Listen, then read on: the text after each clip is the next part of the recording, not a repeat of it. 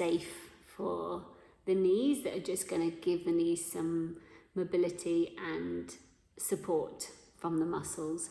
So firstly, calf stretches and soleus stretches, which is the lower part of the calf as well. Ideally a block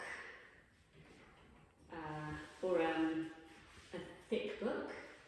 You're just going to put the ball of your foot on the block, or the front half of your foot, your heel on the floor, and with your knees straight, you're going to push your pelvis forward. It's better if you hold on to something, so your hands on the wall or a bit of furniture, and then push your hips forward.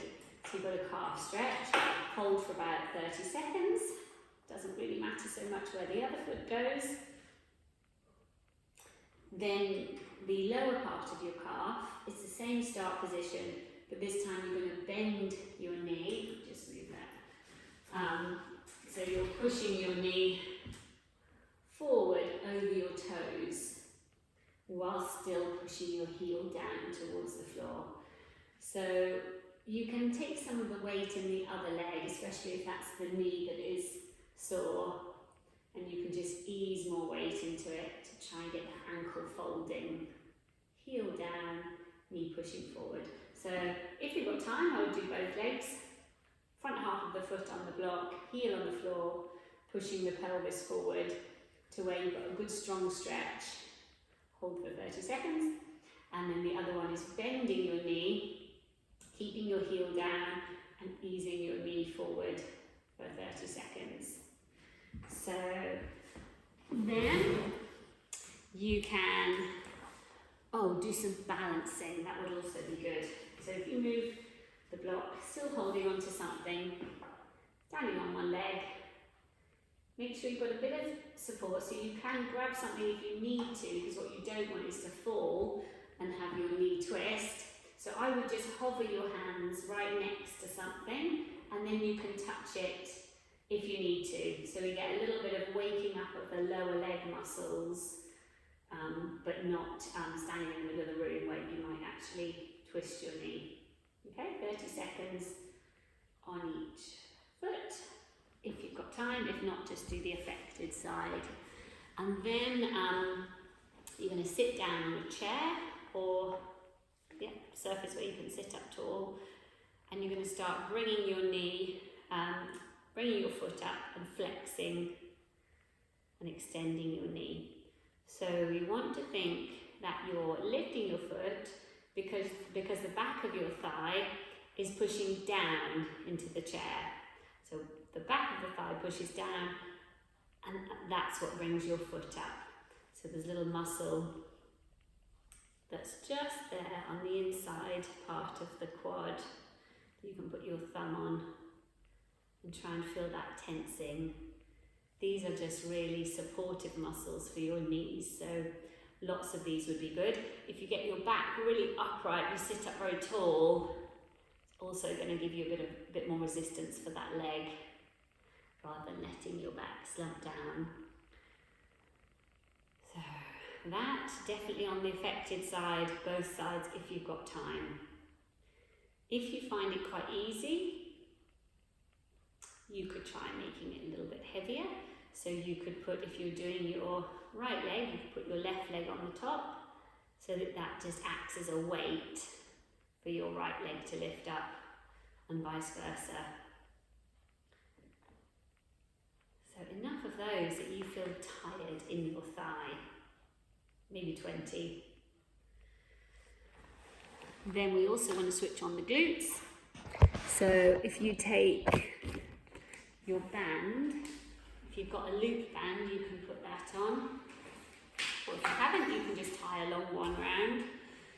And you're going to line your side, feet in line with the back of your hips, and you're doing your plans, which you know well. So because of the band, you're not having to do a big range of movement, but it should still switch on your buttock muscles. In fact, if it's not uncomfortable on your knees, lift your feet up, then we've got less chance of cheating and rolling that top hip back. But you know these, we do these in mat classes. 10 of those, with a pause at the top, maybe 2 seconds, and halfway down. That, or if that's uncomfortable for your knee, keep your foot down. Same thing though, pushing up, hold 2 seconds, and then lowering down. The other thing we want to loosen is the quads. So we want them strong, but we also don't want them to be too tight. So as well as your strengthening, if you happen to have a rolling pin at home, that would be great, because you can do this one when you're sat down. You're just angling it slightly and pressing. So you're not rolling it, you're sliding it, pressing in quite hard, and we can get to this outer bit of quad. So there's different parts to your quadricep. There's 4, quad. It's this outer bit of quad, and maybe the top as well, that I want you to massage out. And this you just do until you've had enough of it, really. When you're doing massage, what you're looking for is a bit of pink colouring to the skin, so that you know you've got the blood flowing. So as much as you think that would take. And then one more thing, and that's working the back of the thighs. Ideally for this, now this may or may not work, this is where my long arms come in handy. If you can get yourself quite a firm pillow, because a pillow will be a bit longer, make it a bit easier to reach. But you're going to be laid down on your tummy. You're going to try to put the pillow in the back of your knee. This is why a firm, thick pillow would work. And then you can rest your head on the other hand.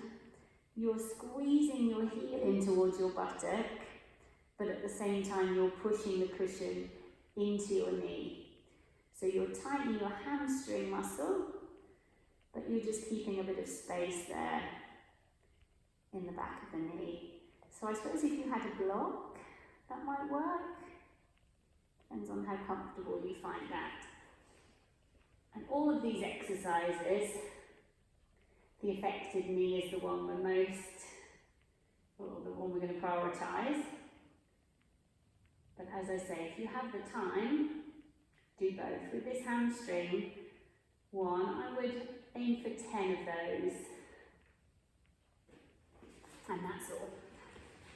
So you've got your stretching out the calves and the lower calf and the balancing, but the strengthening of the VMO, the rolling out of the quads, the outer part of the quads.